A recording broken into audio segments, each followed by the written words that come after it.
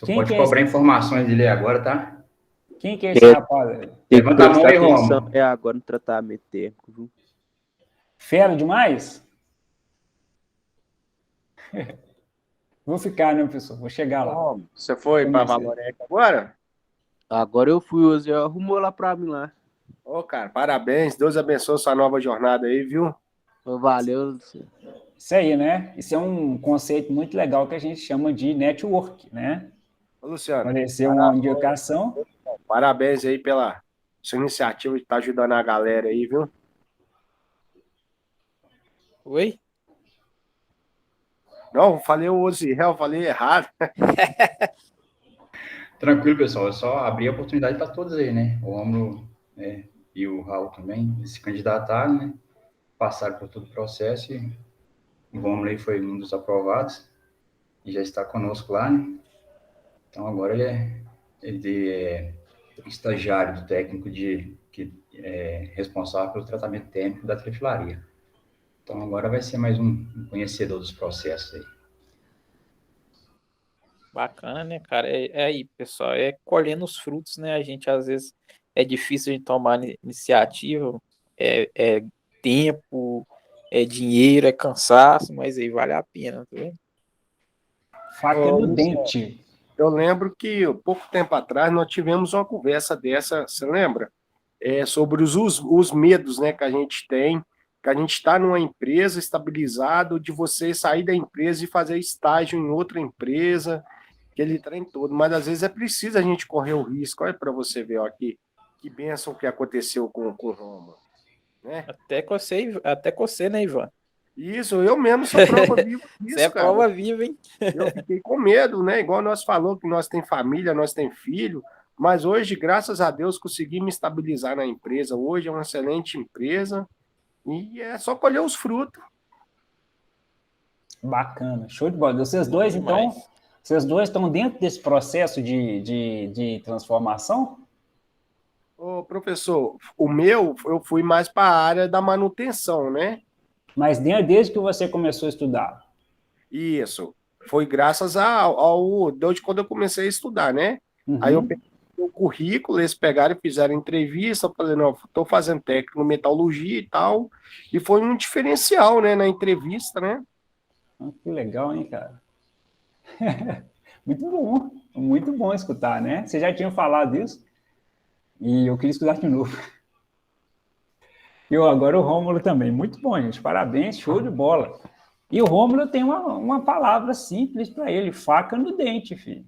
Faca no dente. Sangue no olho. Sangue no olho. Né? Agora é pegar, assim, aquela oportunidade e dar o máximo de si. Dar o máximo de si. Diferente do que acontecer, tá, gente? Eu não sei se eu já contei essa história, a gente tem que dar o máximo de si. Eu fui estagiário da MRS Logística em uma época que tinha pairava, né? Quando eu comecei, até que não tinha essa notícia, não. Mas à medida que a gente foi fazendo estágio lá, pairava uma notícia muito ruim de que a empresa não estava boa das pernas, né? Até porque tinha muito pessoal oriundo da rede saindo, então tinha muita gente saindo tal, e aí naquele clima ruim, né? E eu falei, não interessa o que vai acontecer, eu vou aproveitar ao máximo essa oportunidade que para mim foi dada, diferente do que vai acontecer lá na frente, se eu vou sair ou não. E é muito bom esse tipo de mentalidade, porque eu mais 3 estagiários, eu mais 4 estagiários, de um monte, eu nem lembro quantos, tá, gente? Fomos contratados em uma época que muita gente estava saindo, exatamente por causa dessa cabeça. Muitos estagiários jogaram a toalha, não, vou ficar aqui, não tem futuro. E eu, calado na minha, nem gostava muito desse tipo de conversa, não. Dando o máximo, vou aprender o máximo que eu puder, né? Se não ficar, excelente. Pelo menos eu aproveitei a oportunidade de aprendizado que eu tive aqui dentro. E fiquei 12 anos depois, tá? Cresci como mantenedor mecânico e depois cresci como técnico mecânico. E saí de lá para ser engenheiro trainee dentro da Regap, da terceirizada da Regap. Então, eu sei, né? Eu gosto desse tipo de mentalidade, tá? Não, a gente não, às vezes a gente vê ali, né? A gente vai muito na onda das pessoas que começam a falar, não, tá ruim, para com isso, dê o máximo de si e, não, você viu que a empresa não está casando com seus valores? Ainda assim sai de portas abertas, né? Só se não tiver jeito mesmo, pode acontecer, tá? Mas a gente tem que procurar, primeiro, dar o máximo de si e, segundo, deixar as portas abertas. Porque é uma característica que você vai encontrar, às vezes, colega de trabalho seu que saiu de uma empresa, às vezes é um superior na outra, né? E você saiu tudo, Verdade, deixou tudo cagado lá, aí o cara fala, não, esse cara não dá. Então, né, a não ser que você tenha sido injustiçado, né? E mesmo assim, muito cuidado, né, gente? Muito cuidado. Conversa um pouco e age mais no sentido de dar o máximo de capacidade. Isso vai ser reconhecido em qualquer lugar. O cara vai te botar, não, aquele cara ali é um cara que ele sabe dar valor primeiro a ele mesmo. Porque a primeira coisa que você faz é dar valor a si mesmo quando você faz isso. Tá bom, Romulo? Acho que o professor falou muito aí, mas resumindo, resumindo em uma palavra, dá o máximo de si. Né? Dá o máximo de si. Às vezes, esse, né, professor? Às vezes nem sempre é reconhecido, mas você tem que ter a consciência tranquila. Eu fiz tudo aquilo que eu poderia. Ponto. Ô professor, Ué. você falando sobre isso aí, né? No final do ano passado, no finalzinho, foi em agosto, que peguei, eu saí da empresa, né? Por causa dessa questão dessa pandemia, se diz, né? Tava mais intensa, né? Pegou todo mundo de surpresa, né? Sim.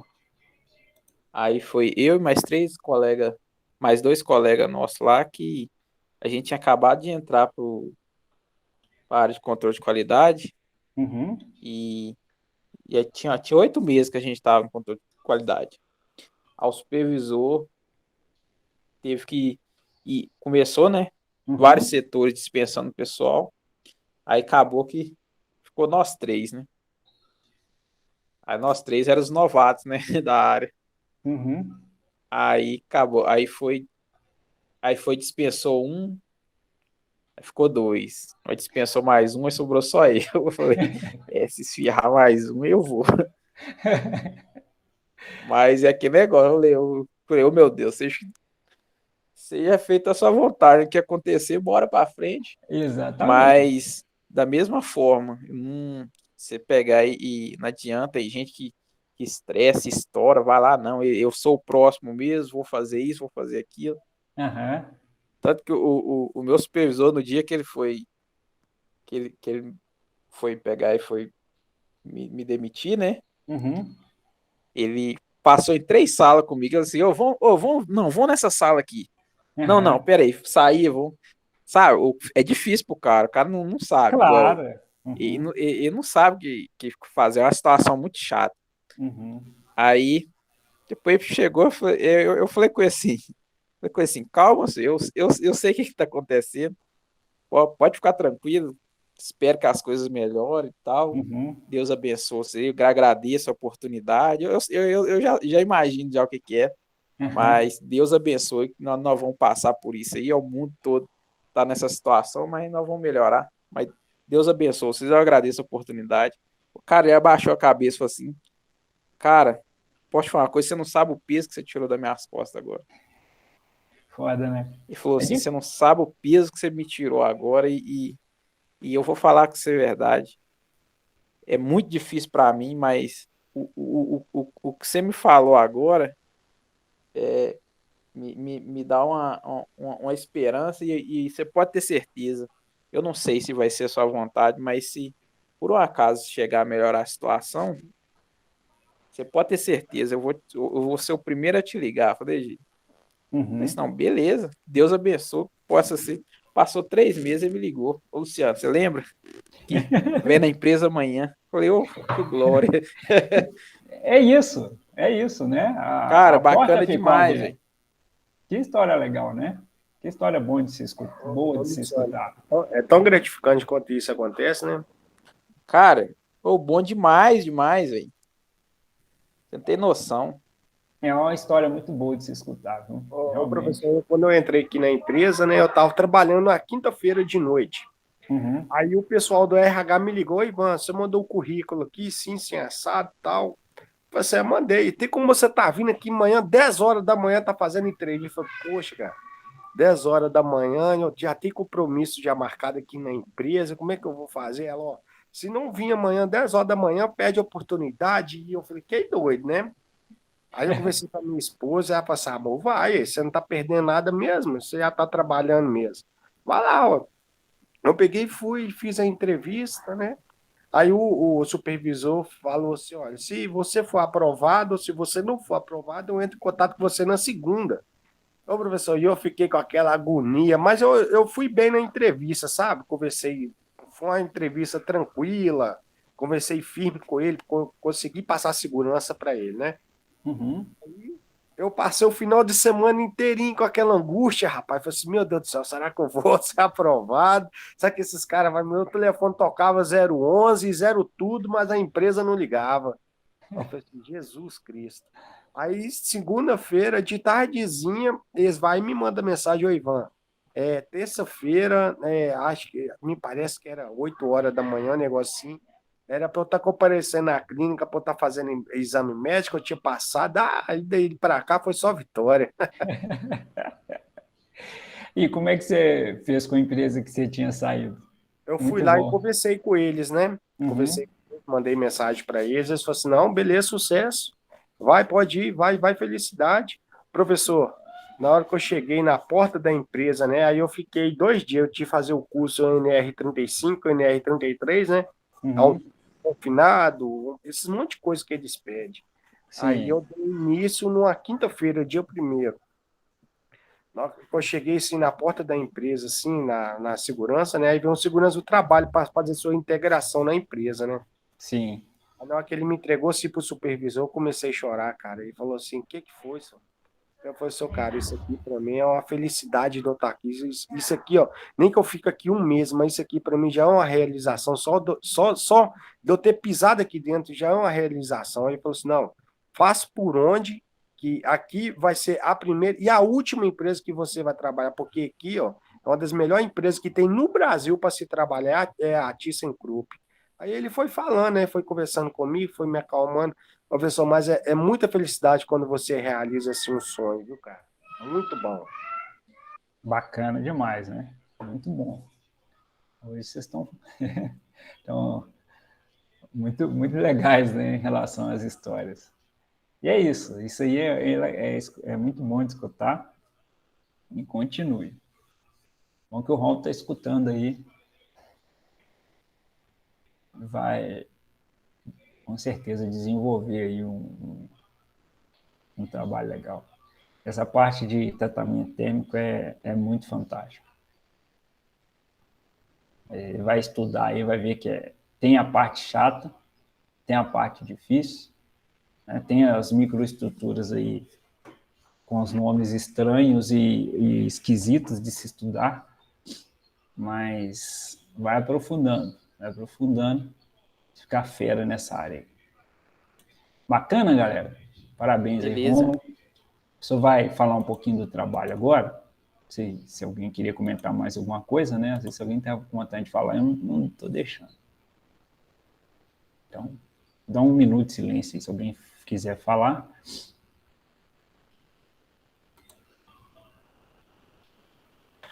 Cri, cri, cri. É igual o Batista, o grilo dele. Quer não, né?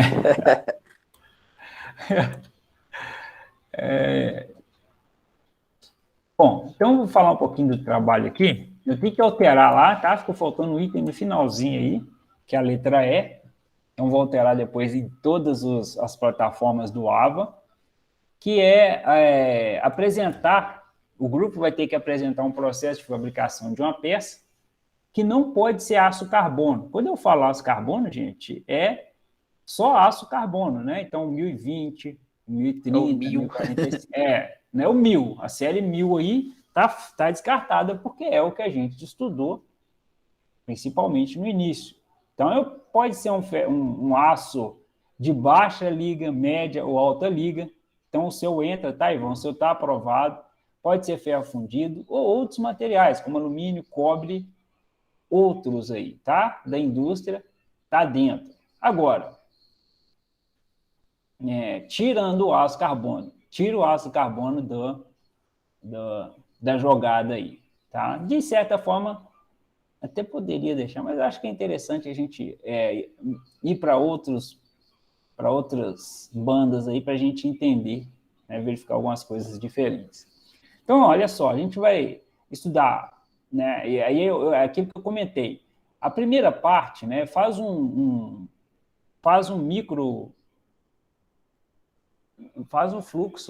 fluxograma, não precisa ser nada muito detalhado, nada bem elaborado, não, mas para a gente entender como é que a peça ela nasceu até o final dela. Vai falar sobre tudo? Não vai, igual comentei. Às vezes não vai falar do processo de fundição, não vai passar, se ela foi por lingote, não quero detalhar isso, não vou detalhar a laminação, não vai detalhar nada disso. Mas a gente sabe como que ela nasceu, tá? Dentro disso aí tem o processo de fundição, depois vem o processo, normalmente processo de conformação. Né? O Ivan comentou que no caso dele, aí, um dos processos de conformação que passa é o processo de forjamento. Tá? Depois do forjamento, o que vem depois do forjamento? Vem tratamento térmico, tem peça que isso é alternado, tem hora que é uma conformação, passa para o tratamento térmico, depois volta para a conformação de novo, depois vai para um processo de usinagem, tá? Então, dá essa lista geral, dá como é que fala? Dá essa visão geral para a gente de como que a peça foi feita, sem precisar de detalhar. Agora, o que precisa de detalhar? Pelo menos um tratamento térmico ou termoquímico. Pelo menos um, tá? E aí busca um gráfico de tratamento térmico e quais foram as estruturas resultantes deste processo térmico ou termoquímico. Ok? O tipo de um material, e aí, por exemplo, né, se foi um aço ligado, né, 5160, ou pode ser um aço que é ligado, mas a gente sabe que a normalização dele é diferente, que são os aços inoxidáveis, por exemplo, tá? Então, que tipo de aço que é? É um ABNT? É uma STM? É uma ISI? O que é? Coloca aí para a gente na apresentação também. Pesquisar a estrutura metalográfica do material, a micrografia, quais são os elementos que tem ali na estrutura daquele material. Tudo bem? Essa pode ser uma parte complicada.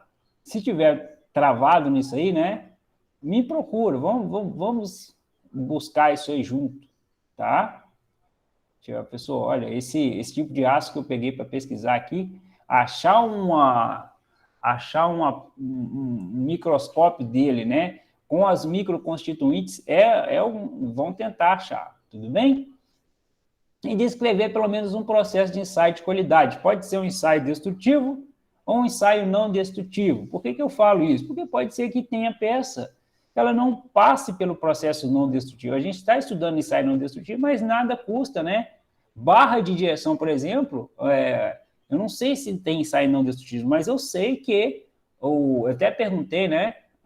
Falei, mas deve ter provavelmente um ensaio de torção, um ensaio de tração é feito. Ô, professor, ele tem um ensaio lá, de tração, né? É o de tração, não é de torção, não? Não, torção, quando torce ele, negócio você explicou que dia na aula. Uhum. Ele é de tração. Não tem problema não, qualquer um. Seja destrutivo ou não destrutivo, tá? Nem toda peça, gente, principalmente um processo de fabricação novo, passa pelo ensaio não destrutivo. O não destrutivo, ele caracteriza muito peças que estão em operação. Você está com um determinado eixo, vai passar ele por ultrassom, vai passar por um ensaio de raio-x, mas normalmente são peças que estão para ser instaladas ou que está rodando aí já há um determinado tempo, tá? O dano destrutivo é muito característico para isso. Por isso que o destrutivo pode entrar nesse caso aí. E quais são as propriedades buscadas e adquiridas no processo? Então, né, o que faz, né, que uma mola, quais propriedades que uma mola tem que ter? Ok? Então, dá uma pesquisada nisso, né? Quais as propriedades uma mola tem que ter? Quais as propriedades de outras peças que vocês vão colocar no trabalho aí tem que ter? Quais são as principais propriedades? Tudo bem? Professor, as propriedades que você fala é a mastecita, esses negócios, né? Não, martensita é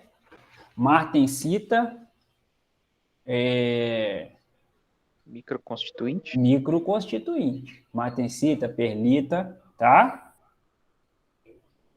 É a A aí, ó. Microestrutura, A e C, porque na A você fala quais as microestruturas resultantes, e na C você mostra uma fotografia delas, no microscópio. Agora, a propriedade é tenacidade, ductilidade, dureza, resistência mecânica, resiliência. São propriedades, tá, gente? E essa letra A, essa letra E, propriedade, ela tá no A0. Porque quando nasce um conceito de peça dentro de um conjunto, a primeira coisa que você precisa saber é quais propriedades que essa peça precisa de ter para que ela seja criada. O projetista, primeiro, ele tem que saber isso, para ele buscar que tipo de material que ele vai aplicar. Embora eu coloquei na E aí, ela nasce no conceito. Propriedades nasce no conceito. Eu preciso de um material que tenha limite de elasticidade, ou seja, né, à medida que ele tiver um esforço mecânico, ele tem que voltar à condição inicial, mola. Ele tem que estar com isso lá no início, porque se ele resolver, né, buscar essa propriedade no final, lá no início ele vai projetar material inadequado. Ô, professor, você falou aí da mola aí, ele é tão interessante que eles dão uma carga nela de 3.000 quilos, né? Ela encolhe todinha, na hora que volta de novo, ela volta o tamanho original dela de novo, cara. Elasticidade. Não, ele me mostrou lá a carga, ela dá uma carga de 3.000 quilos nela. Aí Tem ela uma encolhe. máquina para fazer assim. Isso é um ensaio que você pode trazer para a gente. Isso, dá uma máquina. E o interessante é que é uma máquina pequena, professor. Ela dá uma carga de 3.000, né? Aí tá a máquina ela maior, né? Só que essa máquina menor hoje é uma tecnologia lá que ele falou lá que veio da Alemanha. Ele explicou uns negócios lá. Tem que Aí ver dá se uma pode carga de mostrar, 3 né? mil quilos. Não. Aí ela encolhe, aí na hora que ela volta o tamanho dela normal. Eles pegam e mede lá no paquímetro lá. Aí ela tá o tamanho normal dela, pega e vai e tá aprovada. E esse é um ensaio, né? Ou seja, é uma propriedade que foi buscada e quando você faz o ensaio, ela foi adquirida. Ela está aprovada porque ela foi adquirida quando ela foi buscada lá antes da peça nascer. Isso é uma propriedade. Lá eles têm um microscópio lá que ele dá um zoom 100 vezes, cara, para ver a mastecita, a perlita, esse A negócio. estrutura da peça, microconstituinte, é isso aí. É isso. Sim, o trem cria, é trem de louco, ué. E a ideia é essa, é para a gente, para me situar vocês no que a gente está aprendendo. Isso é legal. O trabalho ele mostra muito isso, né? Nossa, lá veio pessoa com martensita na minha cabeça de novo. E aí, quando você faz um trabalho, agora eu entendi por que precisa. Eu preciso de garantir que o material tenha a propriedade dele. Como? Através da metalografia.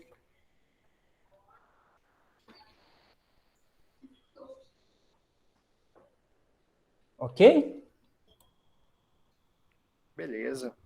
E aí, gente, desenvolver a apresentação para o grupo, pode usar qualquer ferramenta para apresentação, né? Vídeo, que não ultrapasse 5 minutos, dá uns cortes nos vídeos aí, se for o caso, né? Eu não gosto que o vídeo seja muito grande, porque senão troca, né? A ideia é que vocês busquem e façam a apresentação, que os vídeos mostrem aquilo que vocês estão, aquela visão, né, que muitas vezes você não conseguiria explicar. O vídeo substitui essa visão que você não conseguiria explicar. Né? E não o vídeo tem que substituir o apresentador. Tem que substituir uma parte da visão que a gente não consegue explicar. Né? Assim como uma imagem. Tá, gente? De dúvida, entre em contato com o professor, né? Vocês já têm meu telefone aí, tá? Ó, pessoal, esse ponto aqui está agarrado, esse ponto eu não estou entendendo direito como é que é para apresentar. E a gente vai esclarecer e chegar no ponto comum aí. Bacana? Então, é um trabalho voltado mesmo para a gente entender, né, como que essas 3 disciplinas elas são aplicadas no mundo industrial. Muitos de vocês já têm essa visão. Alguns têm uma visão de uma determinada disciplina mais do que a outra. Né? Tem gente que vê mais a questão da metalografia, né? Tem gente que vai um pouquinho mais para a metalurgia, tem gente que está mais em contato com ensaios.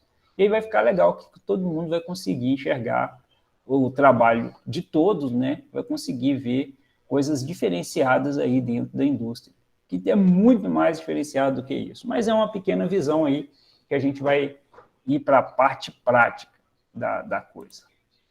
Né? E a hora que a gente fosse uma visita, mas, gente, visita tá difícil, né?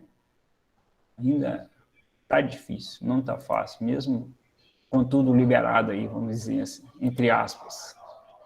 Professor, Jogo liberado, mas não tem visita liberada. Oi. Maxwell pediu para avisar que não vai conseguir assistir a primeira parte da aula, mas vai tentar chegar um pouquinho mais tarde, tá? Tá agarrado. Não, tranquilo.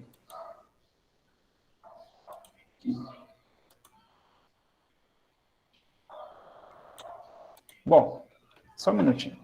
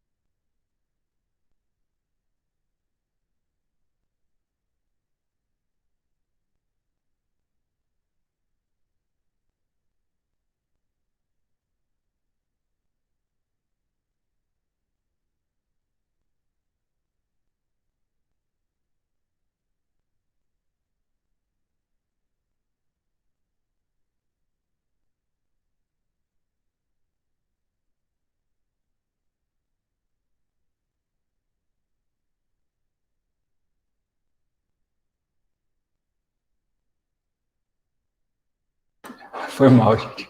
O cachorro começou a latir. Tranquilo.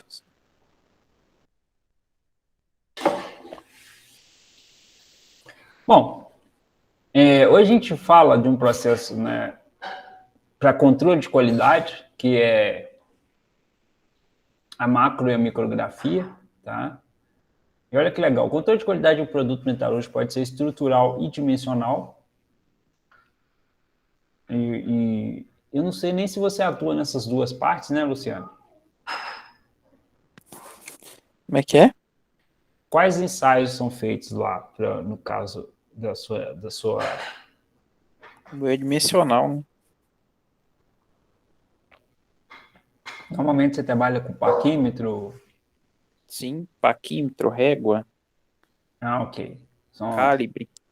Ah, beleza. Passa, não passa, né? Então, beleza. Isso. Isso é dimensional. Tá? Então, o segundo preocupa-se em controlar as dimensões físicas de um determinado produto, que é a metrologia, e, claro, e suas estatísticas, né? Controle estatístico do processo, e entre outros, né? E o primeiro preocupa-se com o material que forma a peça, sua composição, propriedade, estrutura, aplicação, entre outras. Lá já é um setor separado, aí já é mais pessoal do laboratório, né? Aí tem os ensaístas físicos, né? E Uhum. tem os técnicos do laboratório, né? Ah, ok. Aí é dividido, né? Já tem aí uma Isso. ampla gama de pessoas trabalhando nesse ensaio aí. A prática metalográfica, gente, procura relacionar a estrutura íntima do material com suas propriedades físicas. Então, é aquilo que eu comentei, né? Quando o projetista ele parte lá do início, a primeira coisa que ele precisa é de entender quais propriedades serão necessárias para a aplicação de determinada peça, o conjunto em si, tá? Esse ensaio de qualidade, ele vai garantir isso. Você vai garantir que a peça tenha propriedades. Alguém queria falar alguma coisa?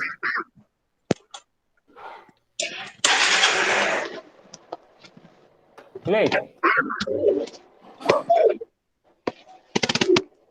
Eu não estou te entendendo.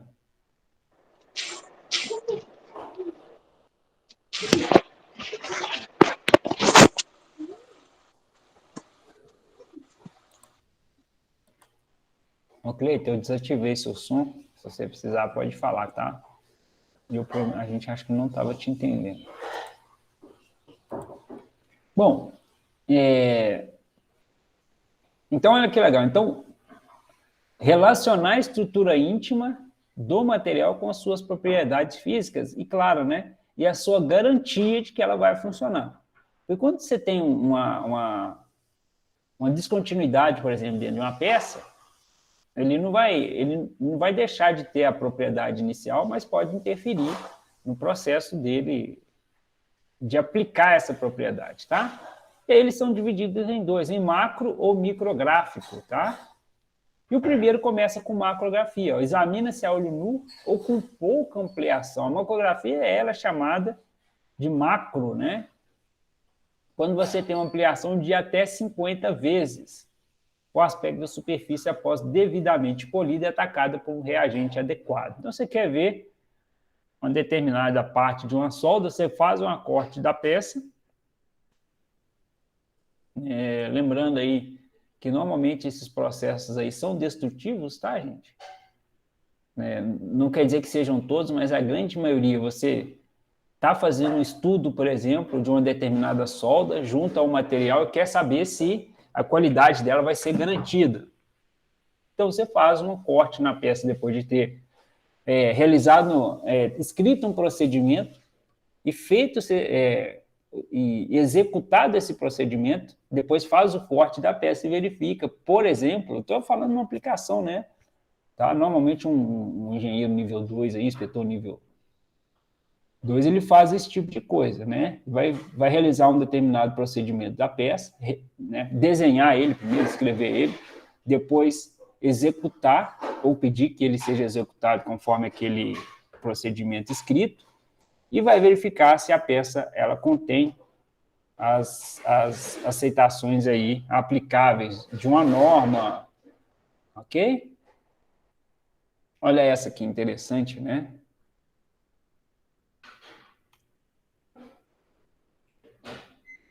Ivan. Oi. Parece que foi até desenhado, né?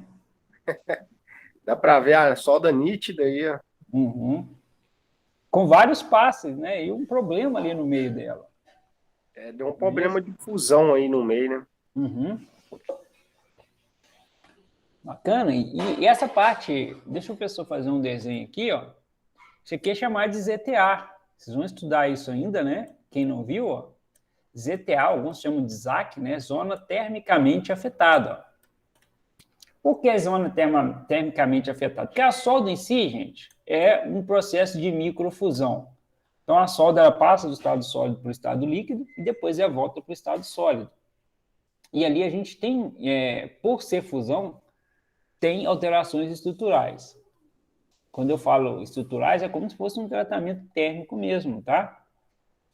E tem a ZTA, que pode ou não ocorrer isso também. Então, pode ser que essa região adjacente à solda aqui, ó, ela ultrapasse a temperatura crítica e depois resfria o ar. Isso pode ser problemático também, tá?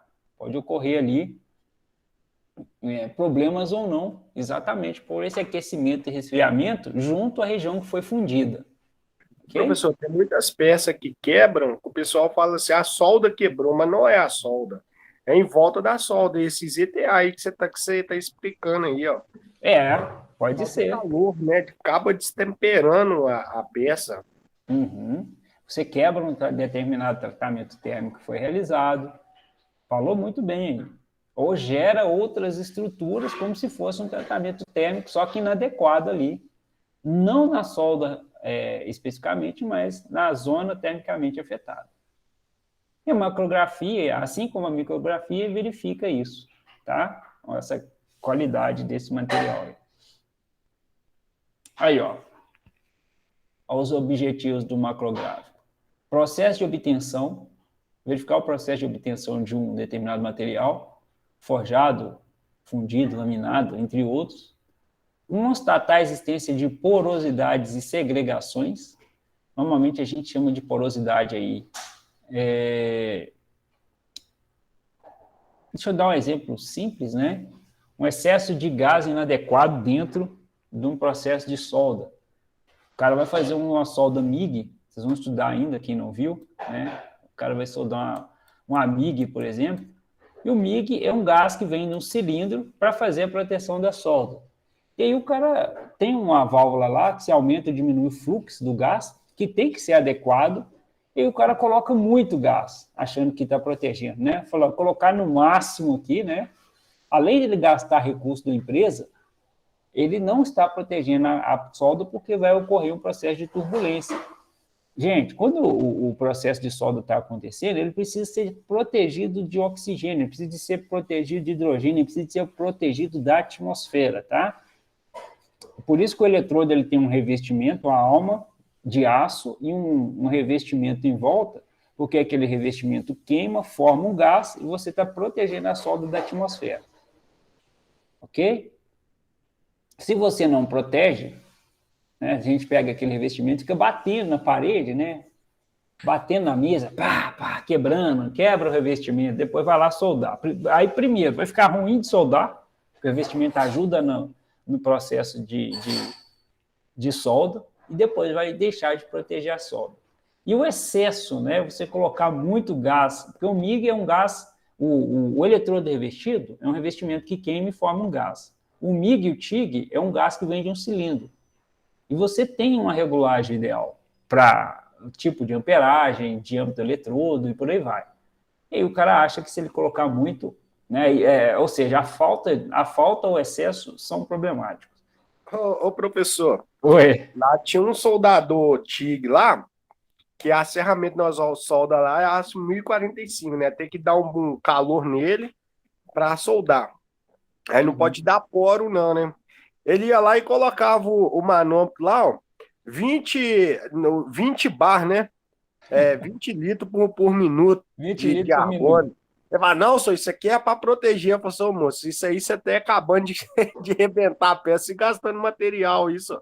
Não é Exatamente. Assim, é igual o cara que pega uma chave para apertar um determinado parafuso e mete uma alavanca nela, um extensor, né?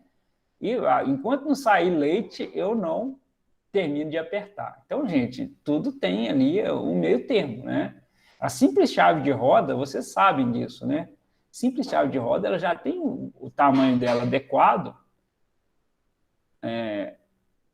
calculado ali para a força humana, para que você faça o aperto adequado do parafuso. E o cara, não, vou colocar um cano de 5 metros aqui e apertar bem que fica bom. Ficar pulando em cima. Não é isso? As coisas são... A engenharia existe para isso. Então, só para vocês terem ideia, né? Olha só, eu vou pegar a TIG que o Ivan comentou, ó, tem um bocal dela aqui, ó. Quando você coloca o gás adequado, o gás ele sai assim, ó, retinho, chamado de laminar. Se você coloca um excesso de gás, ele fica assim, ele fica chamado de turbulento. E essa turbulência em excesso na solda faz com que a atmosfera entre. E quando se fala TIG, né, gente, é pior ainda. Por quê? A TIG é uma solda de altíssima qualidade. É aí que o cara tem que ter mais cuidado. É tanto que a TIG ela tem pré-purga, pós-purga. O que é isso? O cara, antes de soldar o gás, vem primeiro. Para você ver, você regula a máquina para isso. Tão importante a qualidade que a TIG tem. A máquina, aí ela joga um gás 5 segundos, aí você solda e depois você termina a solda, aí fica mais 5 segundos injetando o gás. Isso, aí você não pode tirar o eletrodo, aí você fica com o eletrodo e a peça com gás purgando lá. Por quê? Porque a peça ainda está quente e ele está resfriando. Enquanto que aquela temperatura não cai em um determinado nível, você não está protegendo, você pode contaminar a solda. Então a TIG é para o cara ter mais cuidado, né? E dói muito, Ivan, falar e escutar isso, né? Que um soldador TIG, que é um soldador que tem que ser mais qualificado, né? Aumentar, colocar excesso de gás, falando que vai proteger. Dói, né? O cara é muito maluco, só.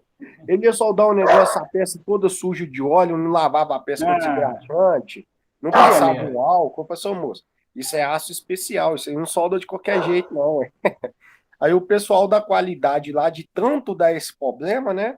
O pessoal da qualidade, junto com o pessoal da engenharia lá, baixaram lá uma planilha lá, né? Especificando a limpeza da peça, a amperagem, a corrente, a quantidade de argônio, o tipo de fita. Mas são os cuidados que você tem que ter esses cuidados, né, professor? É a pressão do argônio, né? A limpeza da peça, como qualquer outro serviço que você for fazer, tem que ter a limpeza da peça, a remoção da sujeira.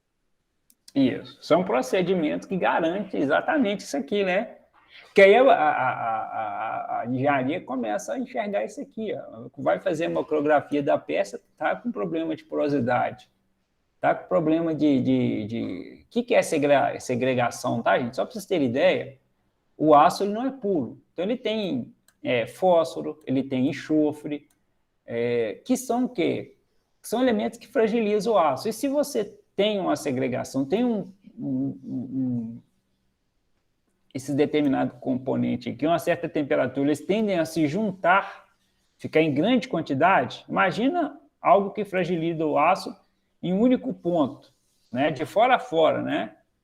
Claro que isso não acontece, mas aí acontece nos contornos de grãos e começa a reforçar isso aqui, ó, de fora a fora. A trinca vai vir exatamente nesse ponto de fragilidade. Ok?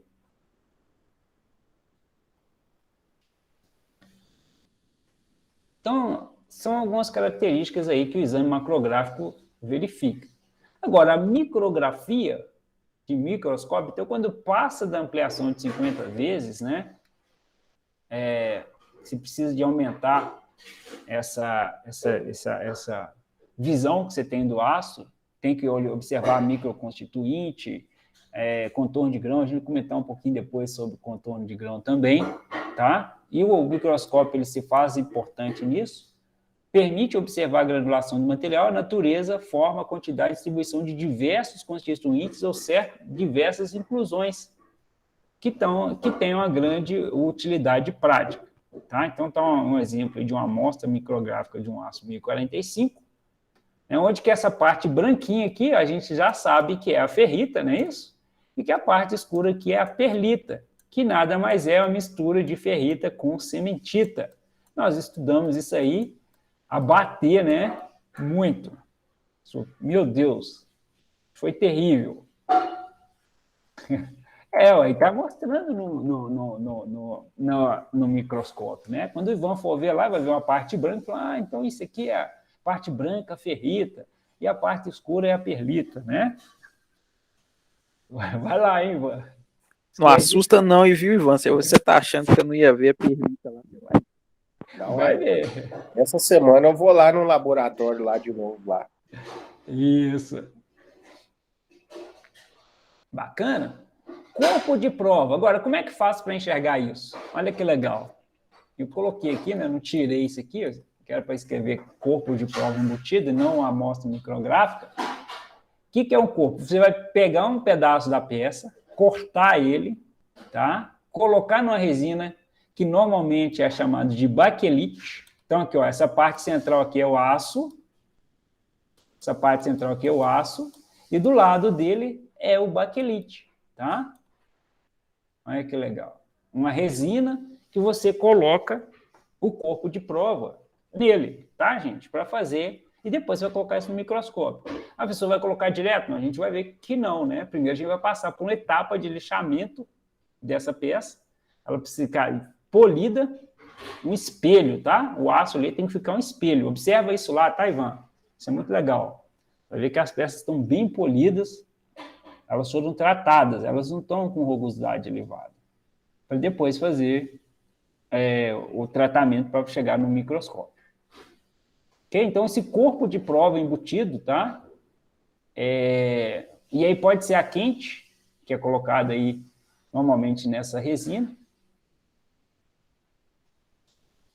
ou pode ser a fria, ó, que é colocada no molde e preenchido com resinas sintéticas e polimerização rápida.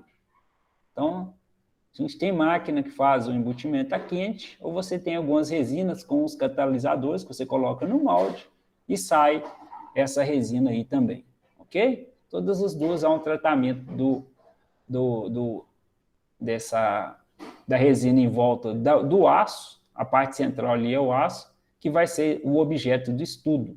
Facilita o manuseio, tá, gente? Por quê? Não é muito bom ficar encostando na amostra do aço, não, tá?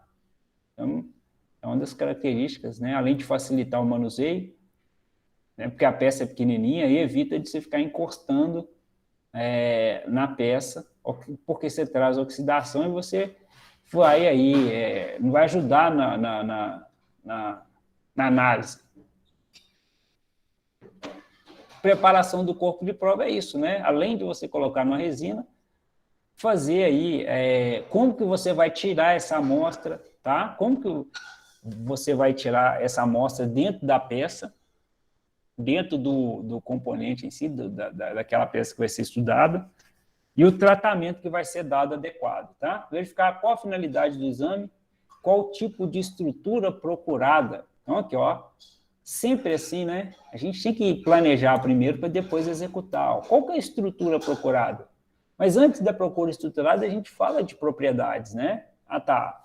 Aço de alto teor de carbono. O que a gente vai precisar? Por que é aço de alto teor de carbono? Porque normalmente a gente vai precisar de por exemplo, uma propriedade chamada resistência ao desgaste.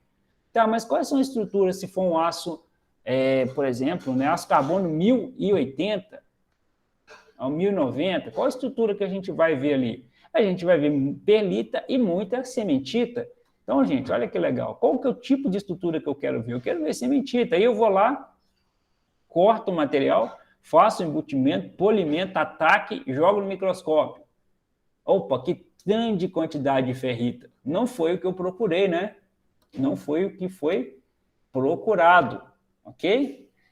Descontinuidade esperada, se tiver, né? Ou não esperada, que aparece, né? Não esperado, mas está ali, então falou, opa, esse procedimento aqui tem que ser revisto. Proceder ao exame visual da peça antes do corte. O exame visual é importante nos ensaios não destrutivos, no ensaio destrutivo e na micro e macrografia. Primeira coisa, eu olho para a peça com os olhos, observo ela, tá? Aqui, ó, procurando identificar por aquecimento. Eu esqueci o que é isso aqui, ó. Osiel, me ajuda. Moças, trincas, porosidades. A pessoa esqueceu o que é essa moça aqui, ó. Região de peça onde deve se localizar. Daqui a pouco eu lembro. Localizar o corte, qual a posição de corte, fotografar ou desenhar a peça antes do corte. Então, são alguns procedimentos pré-iniciais, né, antes de começar, tá? Qual que são os cuidados, qual é o objetivo dos cuidados feitos, né? Foram obtidas todas as informações sobre o material a ser ensaiado, propriedades, estruturas, defeitos a ser encontrados, entre outras, né? Microestruturas que eu quero ver. Foram verificadas as condições de acabamento antes de se determinar a retirada dos corpos de prova, que se tem documento, fotografia ou desenho da peça original, para nele assinalar os pontos que se tem de fazer referência mais tarde e facilitar a interpretação dos resultados. a técnica de preparo de um corpo, né, de macro e micrografia também, tá, gente? Aqui é os dois. Escolher a localização da seção ser estudada, da peça que vai ser a parte do corpo de prova que vai ser cortado. Depois você vai passar pelo processo de lixamento. Depois, ataque da superfície por um reagente químico adequado. E análise em si, né? A letra D eu não coloquei. Então, escolher a localização de ser estudada. É feita baseando-se em critérios para se determinar se é ativo de estudo material. Gente, olha que coisa interessante, né? O que significa isso aqui, tá? Vou dar um exemplo da solda, tá, Ivan? Da solda aqui, ó. Quando você vai fazer um simples ensaio de tração, ok? Fazer um ensaio de tração ali, ó. Vou fazer uma região da solda aqui central, espessura da peça, a ESAB, né? Pô, propaganda, né? ESAB. A ESAB, vou verificar o meu eletrodo, preciso garantir a qualidade de tração dele. Então, o que a ESAB faz? Ela pega, deixa eu mudar a cor da tinta aqui, tem hora que ela corta o material nesse sentido, e ela corta o material nesse sentido. E faz 2 copos de prova. O sentido é importante, tá? Tem muitos materiais, aqueles que passam por laminação, né? Ele tem, em um sentido, ele tem uma resistência maior, por exemplo, no longitudinal aqui, que eu estou mostrando, ó, deixa eu mudar de cor aqui para amarelo, do que transversal. Então, esse tipo de orientação é importante. Muitas vezes uma peça, que é chamada de anisotropia, tá? Muitas vezes, em um sentido longitudinal, a peça tem mais resistência que horizontal. Então, esse critério, tá? Ele tem que ser repensado antes de começar. Como que você vai cortar o material? Longitudinal, transversal? Tem norma que pede os dois, e aí você dá o resultado, né, de um ou de outro. Ok? Tranquilo, gente? Isso aí? Tranquilo. Aí, ó, corte transversal. Se a seção é inteiramente homogênea ou não, a existência de vazio, profundidade de têmpera ou cimentação, determinação de tubo com ou sem costura, posição, forma e dimensões da bolha. Uns exemplos, né, de corte transversal.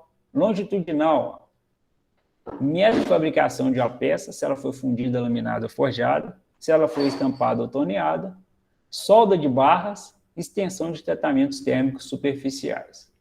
Com cada tipo de corte, ele pode verificar um ou outro procedimento. Beleza? Lixamento é executado por meio de uma série de lixas de graduação decrescente, com indicações que variam com os fabricantes sendo comuns a 80, 100, 120, 150, 180, até chegar a 600. Ou seja, de uma lixa grosseira até uma fina, né? Ok? Que pode ser mecanicamente ou manualmente. Normalmente é uma lixa, várias lixas fixas, daqui a pouco eu mostro a foto do equipamento para vocês. O cara vai lixando ali, ó, no braço. E o mecânico não muda muito, né? O que muda no mecânico para o manual, né? Que o mecânico você tem uma lixa rotativa ali, você fica com ela parada ali, ó. Tá? O manual é pior, né? E, por último, ataque por um reagente químico adequado, tá? A gente vai ver ali, eu vou mostrar para depois uns quadros de nital ou outros ataques, né, de ácido clorídrico, que é um ácido, né, uma base que é colocada aí, por exemplo, né, através de mergulho, né, agita o reagente para homogeneizar o reativo e principalmente para destruir as bolhas arrastadas mecanicamente. E retira a oxidação, tá, gente? Ou outros materiais químicos que podem estar ali no aço que você não consiga enxergar adequadamente a microestrutura. Então, esse ataque é muito importante, tá? Ou a aplicação de um reativo com um chumaço de algodão fixado em um bastão de vidro. Olha lá, reativo de ácido clorídrico, por exemplo, né? Mas esse aqui depois eu vou deixar vocês lerem, tá? Eu tenho uma tabela que eu achei melhor do que esse aqui. Ó. Aí tá a lixa, tá? Antiga essa aí, né? Você cortar o material, então você coloca a parte do material ali, faz o corte do corpo de prova. Bem antiga essa aí, hein? Acho que eu nem tinha nascido. Tá até ferrujado. Até enferrujado, né? Prensa hidráulica, isso aí é um método de embutimento a quente. Olha que legal. Então, você coloca a resina, coloca a amostra ali, né? E puxa uma alavancazinha, tá? Tem um temporizador e uma pressão que você regula de acordo com o tipo de material que você tem e vai sair isso aqui, ó, que a gente viu lá no início. Ó. Não sei se tem no final, então eu vou voltar um pouquinho só para vocês verem. Isso aqui, ó. A peça de aço dentro do baquelite. Okay? Então, aquela prensa lá serve para isso. Você fazer realizar aí a união do aço com a resina, para evitar de ficar pegando na amostra, né? Oxidar a amostra. Você faz um ataque e depois pega na amostra de novo. Pô, o ataque de reagente químico não valeu de nada. Aí, Elisa, aí. Tinha assim, né, professora? Só dar um passo para frente, que legal. Processo de fixação de peças pequenas. Olha as peças aí, que bacana. Tem latão aí, alumínio. Então, várias peças que são estudadas no microscópio. Então, gente, para a gente ver aquelas microestruturas que o professor mostrou de perlita, cementita, acho que hoje até mostrei uma aí do 1045, você tem que fazer uma preparação da amostra. Não é simplesmente chegar o aço debaixo do microscópio lá, deixa eu ver umas perlitas por aí. Não, tem todo um processo de preparação, tá? Essa ideia da aula hoje é mostrar a vocês isso. A lixa manual aí, ó. Tem 4 granulações ali, vamos supor que tem 80, 220, 400 e 600, né? Então, primeiro você vai lixar na primeira ali, tem um tubo que vai correr uma água, tá, gente? No processo de lixar, normalmente são lixas aí que né, requer água, então vai correr a água, é por isso que ela tem essa inclinação. Se for lixando ali, a água vai passando pelo processo, okay? E aí lixa-se a resina junto com a amostra, né? Mas a ideia é que o aço fique polido. E essa motorizada, ela fica girando, é colocado aí também esse tubinho aqui onde que a água corre, tá? Fica girando ali, ó, fica girando aquele negócio, até conseguir aí um determinado polimento. Mais uma que gira aqui, ó. Legal, né? Parece um disco, né? Essa aqui é melhor, que a água já pinga, né? Você só vai abrir na torneira ali, ela vai pingando em maior quantidade. Você tem que pegar a garrafinha e ir jogando. Mas pelo menos gira. Não é igual a manual aqui que você vai no braço, não. Tá? Agente polidor, pasta de diamante alumínio, isso aí ajuda muito também, né? Você aplica para fazer o polimento da peça. Tem uns que tem não só lixa, tá, gente? Como para polir mesmo, né? Você aplica isso aqui junto com eu esqueci, né? Na peça que você joga isso aqui, a peça fica girando ali, tá? Realmente eu esqueci como é que chama. Depois eu trago para vocês. Eu lembro de 1992, né? E para fechar, olha que legal.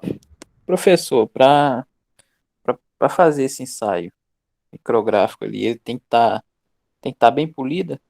Bem polido, tá? Se pentear o cabelo, é claro que a amostra é pequenininha, né? Mas a ideia é essa mesmo, né? Brincadeira à parte, é um espelho.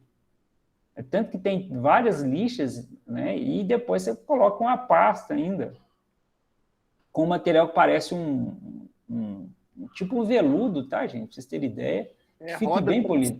Professor, ela entra no esmeril reto. Oi? Ela se chama roda transcisal e ela vai no esmeril reto. Roda transcisal. Eu não ia lembrar nunca, tá, Ivan? Obrigado aí. Não ia lembrar desse nome nunca. Mas me dava gastura, né? Quando eu ficava lixando isso. Até que até a lixa 600 é tranquilo, mas nessa, nossa senhora, que gastura que esse negócio dá. Tem gente que não tem problema com isso, né? O Ivan, você já tá fera já, hein? Né, não, eu trabalhei muito tempo, né? Eu trabalhei uns 10 anos com polimento de aço inox, Aí, ó. então a gente acaba aprendendo, né? Aí você passa essas rodas aí pega e coloca, tem a politriz, tem várias máquinas, lixadeira, aí você vem e passa a roda a roda transisal, né? Tem transisal, sisal, feltro, tem vários métodos de Eu polimento. trabalhei com feltro, ô Ivan. Trabalhei mais com feltro. Aí passa uma massa azul, uma massa branca. Uhum. Até ficar bem polido. E depois Isso, você. um espelho mesmo. Bacana, né? Depois você faz. O feltro que eu trabalhei mais. O transisal eu não conheci fisicamente, não. É porque o feltro ele puxa o polimento mais rápido, né? É. E é aquilo que às vezes a empresa investiu no certo tempo e às vezes ela quer manter aquele equipamento por uma vida útil, né? Bacana. E depois, né, gente, a gente faz o tratamento aqui. Olha que interessante aqui. Deixa eu pegar esse aqui, ó. Cadê? Nital a 10%, tá? Ó, Nital a 10%. Tem ataques microscópicos de ação profunda para tornar visível, constituindo especiais e estruturas de aços e ferros. Ó. Carboneto eutético, fosforoso, não ligados e de baixa liga. Ó. Eu não coloquei o Nital 3%, que é o aço carbono, tá? Mas o 3%, o aço carbono é muito utilizado. Olha o reativo V2A aqui, ó. Micrografia de aço inoxidável. Então, depende de tipo, qual tipo de material. Tem a água régia aqui também, ó, que são utilizados para o aço inoxidável, e outros de água de alta liga, perdão, tá? Subir mais um pouquinho aqui. Cloreto de cobre amônio, perdão, aqui, para cobre. Então, o tipo de material, o ataque que você vai colocar é muito dependente, né? A designação aqui do ataque, o reativo, né, que você vai colocar na peça, do que você, qual o tipo de material que você vai fazer a análise micrográfica, tá? Então, eu peguei só dois, o cobre aqui, tem alumínio, deixa eu ver se tem outros aqui. Tem Tem que outros, né? saber o tipo de aço para colocar, né? Não é só chegar e jogar de qualquer jeito, não. Exatamente, né? Lá vou meter uma água oxigenada e amoníaco para ver o que que dá. Não, não é simples assim, não, tá? Tem uma noção aí de o que que você quer realmente ver para depois você fazer o estudo. Vou ver se tem outros aqui. Reativo para macrografia de aço.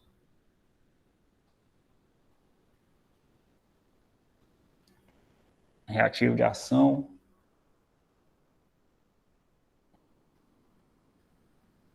Aqui, ó. Reativo macrográfico alumínio e suas ligas. Ó.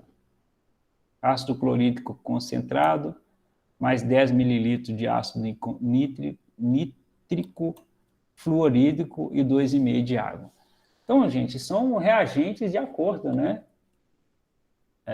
Omnital, que é o etílico, né? Mas a água, esse aqui é mais conhecido aí por a gente pegar aí grande parte do aço carbono em si, tá? E aí, ou é ácido nítrico, clorídrico, água destilada, a revelação da sementita pura aqui, olha que interessante, né? Hidróxido de sódio com água destilada e ácido pícrico, tá? Então, são alguns exemplos que o professor trouxe, que eu achei muito legal, vocês verem aí como é que é a funcionalidade da micrografia em si. Um minuto, deixa eu ver um negócio.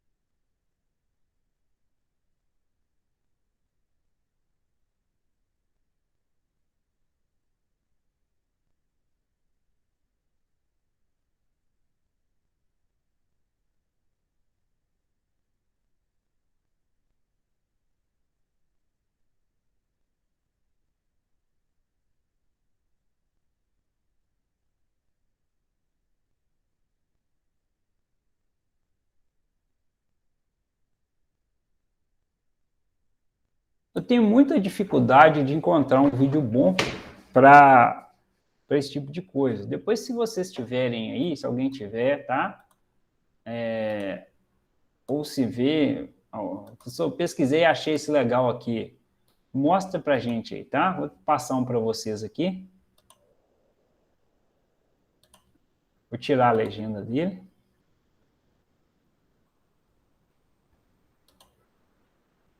Acho que vocês já estão enxergando aí, né? Tá sim.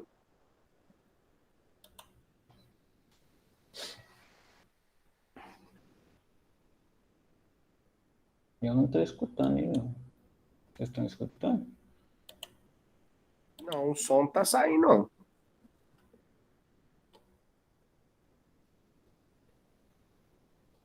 E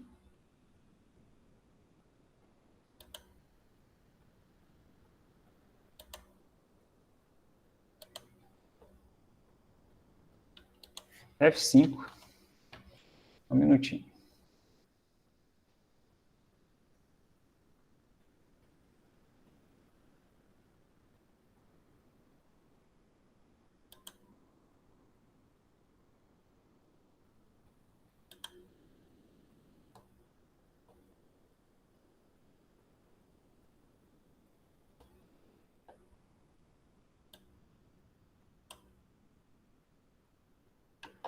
Eu, hein?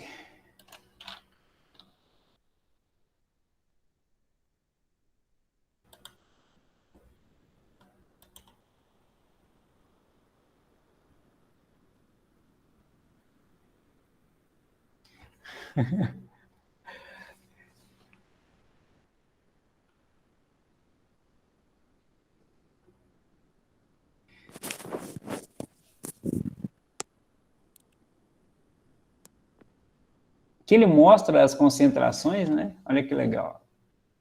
Isso é muito bacana, tá, gente? O SAE 1045 aqui, a concentração, né, de carbono de 42% a 50%, de manganês de 0,60 a 0,90. Só para vocês terem ideia, eu até parei exatamente nesse quadro aqui, para a gente ter uma ideia que aço carbono, a gente acha que só tem ferro e o carbono, e não, né? Você tem um percentual de manganês, tá vendo? O fósforo e o enxofre, ele é limitado, não pode passar disso, porque senão a fragilidade no aço começa a aumentar, ok?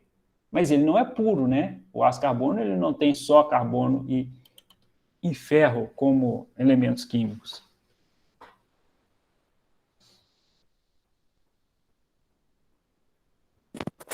Ô, professor, até no material refratário é controlado isso aí, tá? Ah, é que legal. Então, existe ali uma composição química que ela tem o mínimo e máximo, né? Sim, Vamos dizer assim, a tolerância. é, é, é controlado isso aí. Olha que bacana. O enxofre ele não pode passar de 5 e o fósforo de 4, professor, por cento. É, É o máximo que um aço pode ter, né? ali no caso esse é 1045, tá? Pode ser que você pode ter outros aços aí com teores diferentes, né? A lixa manual. Ok, Ivan?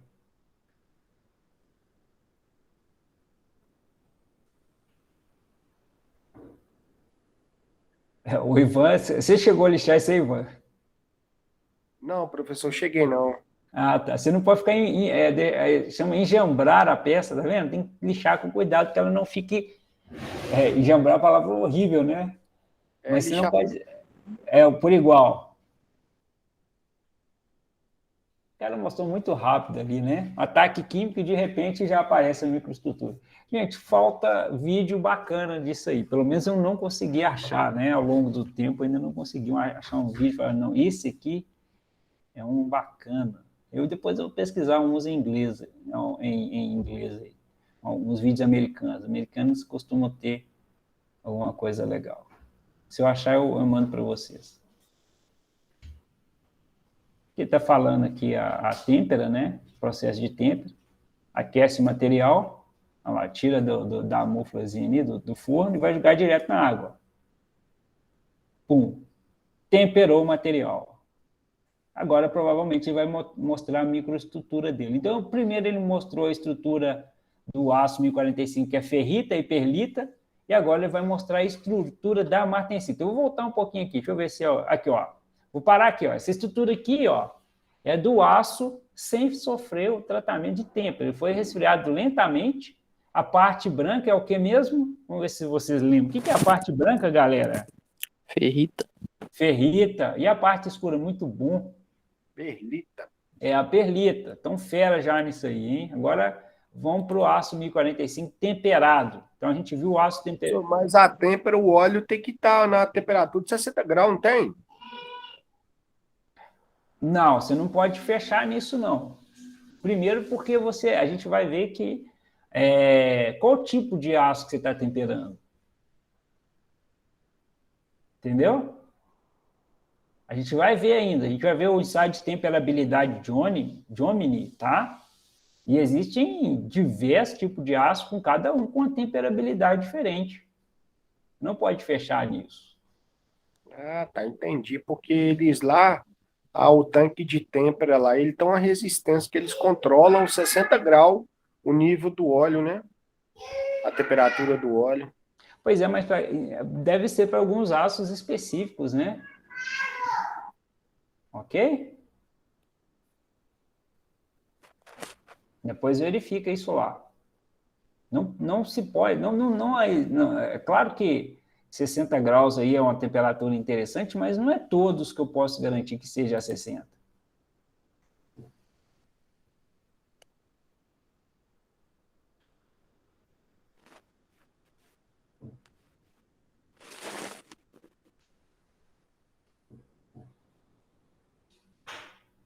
Interessante que nesse gráfico aí, professor, que você colocou, as microestruturas elas aumentam, né? Depois da têmpera, né?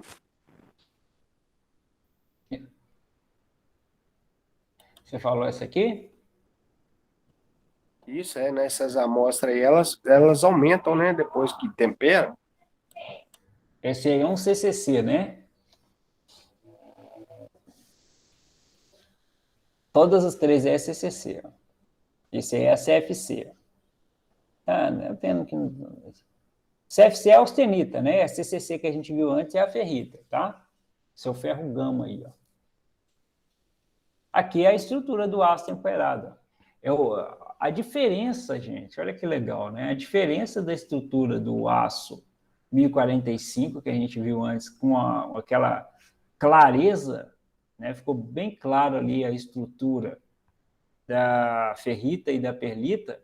E agora, quando você faz o tratamento, a martensita, ela aparece em peso, né? A gente vê que ela é uma estrutura distorcida, como se fosse algumas agulhas, tá vendo?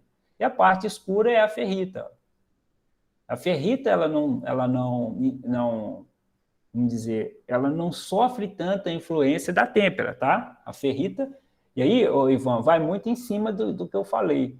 Muitas vezes, uma temperatura de 60 graus, dependendo do tipo da estrutura do aço, é agressivo, tá? Nossa, temperatura elevada, 60 graus, dependendo do tipo de aço que jogar no 60, você deforma, ele tem alta distorção e pode aparecer trincas. Enquanto que, para ácidos de baixo teor de carbono, isso já não é uma influência muito grande. Ah, tá, não, beleza, agora ficou explicado. Eu pensei que todo ácido, ele tinha que unir o óleo, tinha que estar com a temperatura. Diferente, né? Isso. Tá, a gente vai ver o processo aí com a mouse-têmpera, mar-têmpera, né? Por quê? Porque tem material que não pode ir diretamente para o processo de têmpera. Então, o tratamento térmico é bacana. A gente vai ver que ele tem diversos tipos, né? E cada tipo de material tem as suas limitações. Bacana a estrutura aí, Ivan, do 1045 temperado. Bacana. A estrutura fica totalmente diferente. Fica um aço mais endurecido. Melhoria, não sei o que é isso, o que vai vir aí agora. Fico até com medo, né, de passar esses vídeos assim que eu nunca vi antes. É igual passar o hino nacional em um evento, né, que você não escutou o hino nacional. Vai que o cara colocou um funk no meio do hino nacional. Acontece. Ah, não. Tá tranquilo aqui. Aqui é professor, menos mal. Trabalho de algum aluno. Mas eu acho que gostei. Não foi um vídeo ruim, não. Só de ter mostrado ali o processo de têmpera e as duas estruturas, achei muito interessante. Bacana, galera. Era isso de macrografia que eu queria mostrar para vocês. Vocês entenderem que como que faz para aparecer essas estruturas, né? Qual que é o procedimento para identificar essas estruturas que a gente tanto tem sofrido aí. E não adianta falar que vocês não sofreram, que eu sei que, né, a perlita, bainita, martensita foram bem dolorosos, né, Ivan? Ah, pessoal, não vai sofrer